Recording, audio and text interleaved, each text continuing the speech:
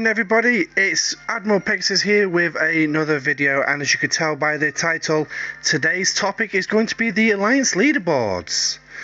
Now, as we're all well aware, we're currently in the middle of the mid-arc interval, and we have our usual set of events.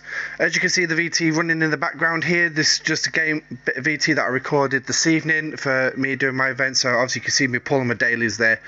But the Alliance Leaderboards are an interesting conundrum from my perspective, because while I was in Alliance, with most of the Alliance events, it just seemed like I wasn't really benefiting from the Alliance rewards. There was only a couple of Alliance leaderboards that really I benefited from, and they was usually during the mid-arc intervals, and they're the three that we're going to be quickly looking at today. The first one is going to be Faction Hunt. Okay, so what you can see on the screen here is how I finished in the Alliance Leaderboard. Obviously, as you know from my video about creating alliances, I created my own little alliance, Pegasus Alliance, and I'm a one-man band. And as you can see, the total points that I managed to accrue during the 3 days of Faction Hunt, I accrued 12,755, which is actually not bad for a solo player. I mean, as you can see below me, there's a couple of one-man bands, and above me a 64 and a 10, so I acquitted myself not too bad. But obviously when you're in this alliance of one, it is very difficult to keep up unless you really do grind. And talking about the grind, this is the one that really has the grind, and this is the second batch of 3 days that came up, and it's Crucible of War, one of the best mid-arc interval events that I can say of. I mean, the solo rewards for the solo milestones are not too bad. You can get some recruitment tokens, or you can potentially get some Armada credits and relocation tokens. And as you can see above, we've got an Alliance Leaderboard and an Alliance Milestone. Now, the Milestone I did actually try and fight with, and what I realised with it was how difficult it is and how much in-game time you have to spend, because the bottom line is 800,000 points, and unless you put the grind in, it is very difficult to make. I mean, I did an hour solid grinding where I went to a Klingon system and grinded points, and you get 1 point for a hostile kill. It doesn't matter what level, any level will do. And then you also get a set amount of points depending on your ships. And I used all 5 ships at the time. I used a Vidar, which I gained an extra 19 points for per kill. And what else did I use? I used my Enterprise, Augur, and Franklin A, where for each ship I got an extra, 49 points per kill each. So them, and then I used a G3 rare ship, which you get 39 points for. And after an hour of fighting, I only got 16,000 points in the Alliance Milestone, and I just thought I could spend a solid 72 hours in this game and I would never achieve 800,000 points. And this is where I believe it becomes a bit of a gripe for one-man band alliances, or even small alliances who are not very active. It's very difficult to hit that very first step on the milestone, but once you get above that, they can actually start rolling in quite happily. But yeah, so I gave up with trying to fight that, so I just did the solo milestones and just carried on my normal PvE grinding, which added points to the Alliance Leaderboard. And this is where I finished, a pretty nice 23rd. And as you can see from the screenshot that I took from it, down in 25th there was a 69 member alliance below me, so it's actually pretty good to know the fact that just even one-man bands can actually score pretty well in the Crucible of War Alliance Leaderboards. But again, you do have to put the grind in with this one. But the payouts are also pretty good. And when you are in an alliance that's really active or a very big alliance, the rewards are pretty very good on this event. But they haven't changed since since Crucible of War first started. It's the same with Faction Hunt, and same with the next event I'm going to show you, the Apex event.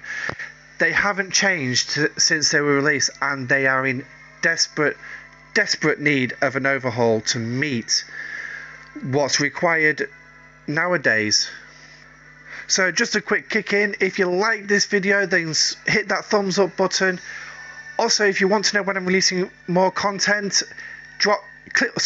when I'm releasing more content, hit that subscribe button. That way you'll know when I'm releasing a new video. And if you've got any comments or questions about the video so far, or by the end of this video, drop them in the comment section below. I will endeavour to read them and get back to you as soon as I can. So now we're going to move on to the final part of the Alliance Leaderboards, and that is the Apex Outlaw event. This is another 3-day event, and as you can see on your screen right now, there's two there. There's the Apex Spy, which is your solo milestone, and then the Apex Outlaw, which is your Alliance event. So, as this is an Alliance Leaderboard video, let's take a look at the Alliance event. So, as you can see, a basic event really, where you've got milestones to actually hit as an alliance. Now this one is, you do need to have quite a few number active players in your alliance because of how you score. And this is how you score. It's the rogue trophies, and you get these trophies by scoring in the solo milestone. And as you can see here, this is the solo milestone, and there are 3 ways of scoring: mining, building the botany bay, or Outlaw Officer. So let's just have a quick look at the breakdown of these 3 ways of earning your points. Okay, so if we look at the first one, mining, if we can just click onto it, as you can see, you've got 2 ways of scoring points. That's corrupted and decoded data, 1 point for each. Next up is obviously building the botany bay and spending G3 plutonium of all 3 values. I never do that bit, but this is the one that I do, is the Outlaw Officer, because it's the easiest and the quickest to do, and I can get the event done pretty quickly. So here's the rewards that you get. As you can see, just the bottom and tops, and it's not too bad really. But so what we'll do is we'll just go through and look at the event store, and these are the things that you can get once you earn all these trophies and everything from the event. While the trophies do go towards the Alliance event, and as you can see, some trophies to get some research medals to pay for some of that glorious outlaw research. So, and yeah. So let me think. I tell you what. How about we complete this event, today's event? Now, how I do this is I simply go to my transport patterns. Okay, and I pick Khan. And as you can see, I've already got the maximum number of shards needed for him. But if I simply click 10 shards, skip, and here we go, open all, 4,000 transport patterns back. So even though I've wasted 10,000 just getting him, I get 4,000 back. So it's a loss of 6,000, but I'm not bothered. But here we go. And there you go, that's the total rewards, because that's now that solo milestone complete. I'll just go and show you it. Here we go, and there you go, all complete. And that's just completing one officer. Now, some people do go out and do the mining. But the one thing is, if you're struggling to find a data node, then you might as well just do the officer. And as you can see, I'm spending the Z particles on the independent credits because they can be very, very difficult to come by some days. There's 2 ways of getting your independent credits, but it's you don't really get an awful lot. I mean, as you can see there, you only get 100, and with the number of officers that need independent credits nowadays, it's not really a lot. And this is why I say these events could do with a major overhaul. Now, sometimes what's normally run alongside these events is a solo leaderboard red skin event, and it's a red skin that you can apply to your Stellas, and it gives you a boost. Let me find it for you. Here we go, and here it is. It's the Opus Grande, and it's the red skin for the Stella. And as you can see there on the right hand side of your screen, its bonus is unlocked because obviously I've already got this, and it's a 250% bonus from loot from Eclipse enemies for the Stella. Now that stacks on top of the Stella's already decent loot gathering bonus that she already has, and it does actually produce a fair whack of those glorious keys that you have to collect. And also, when it comes to dealing with the Armadas, it also does them. So, it is very, very helpful. And as I've already said, that is a solo leaderboard with the top player actually getting the full pull. And it usually lasted about 2 or 3 days. And obviously, it's for killing the Eclipse Armadas to actually gain it, starting Armadas and killing them, and that's how you end up with that. Obviously, because I don't have the event anymore because I've already got it, it's a case of once you've got it, that's it, you don't have to do that event anymore, which is a bonus. So anyway, the format for Apex over the next couple of days is obviously today, as you've just seen, is mining data or go pull the officer. I pull Khan. It's easy. It gets the event done in like 2 seconds flat. Obviously, a lot of players, if you haven't got the access to Khan or you haven't got access to transport patterns yet, yes, unfortunately, sadly, you are going to have to do the data mining. And as you can see, I had 370,000 points to get. And for one piece of decoded data or corrupted data for me, that means I've got to go mine 370,000 of it. And yes, you always go, if you try and stick around and mine the whole lot in one go, you will get, the chances are you are going to get hit OPC. I know I certainly would hit an OPC one, but that's if I could be bothered to go in there and actually have a look. So tomorrow we'll be just basically going and kill the Eclipse hostiles, and the day after that will be Armadas. I mean, you can do the Armadas tomorrow as well if you wanted to as part of the event, and it would score towards them, but it's player's preference. I like to go do the PvE and kill the hostiles for day 2, and then on day 3 I'll go blow up some Armadas. To be honest, with doing the Armadas, providing you can find them on a busy server, it's not going to take you very long. It'll just take you about 4, 5, 6 uncommons to do. But that's Apex. So what do I actually think of these 3 particular leaderboards? Well, to be honest, they're not too bad. Pretty good, and I've proven I can be a mid-level alliance just for being a one-man band. When you're in when you're in an alliance that actually is very active and they score routinely at the top, the rewards can be pretty good for these 3. But if you're a mid-level alliance where your players are intermittently active, to be honest, yeah, you can score points, you can get something from it, but to be honest, the rewards for mid-level mid-level alliances are not that great, to be perfectly honest with you.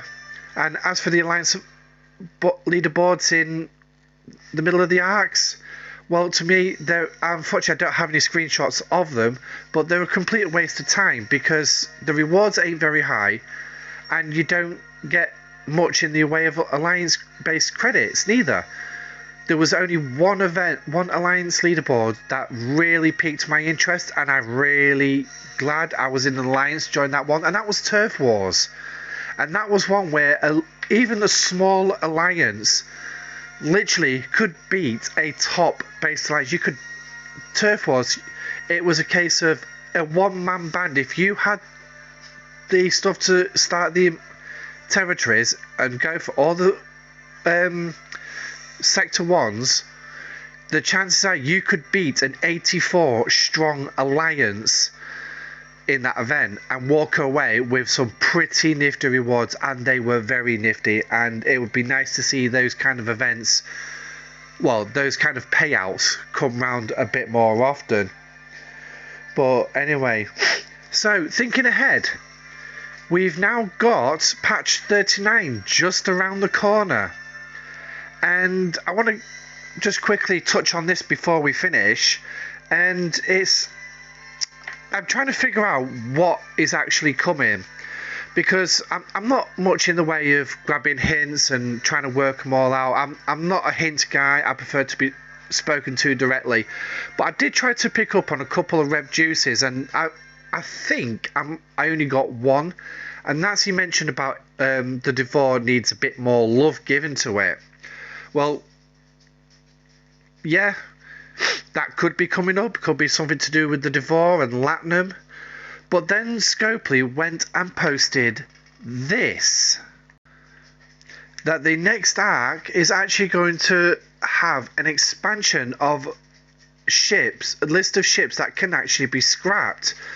And it's obviously asking people not to, well, it's recommending people not to keep scrapping until the 8th of February when the updates come in and obviously the new arc starts. So I'm guessing, by the sounds of this, there's going to be some excuse me, some events based around scrapping.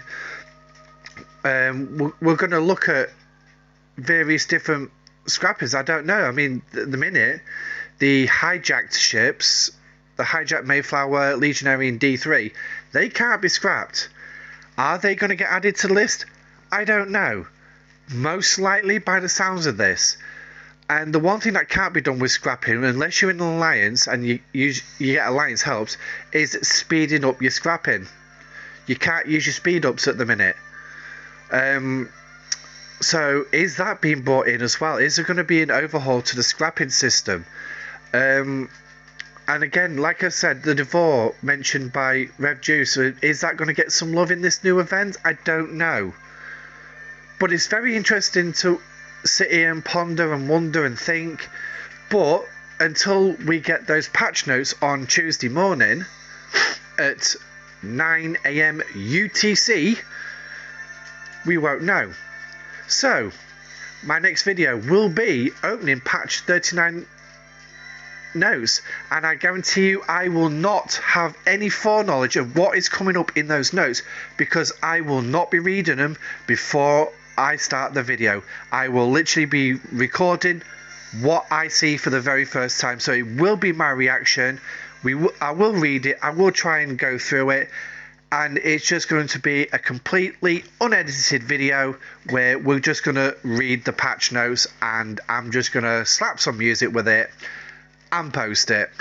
So if you like this video, hit that like button, click subscribe if you want to know when I'm releasing more content, and especially when I release that video for the patch 39 notes, to see my reaction to them. And if you've got any comments, queries or questions, go ahead, drop them in the comment section down below, and I will endeavour to try and answer them as soon as I can.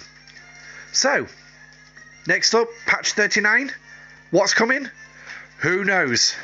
But I'll tell you one thing that we do know. Tuesday, I will be opening those notes. So come and join me as we open them and see what we've got. In the meantime, stay safe, live long and prosper. Admiral Pegasus out.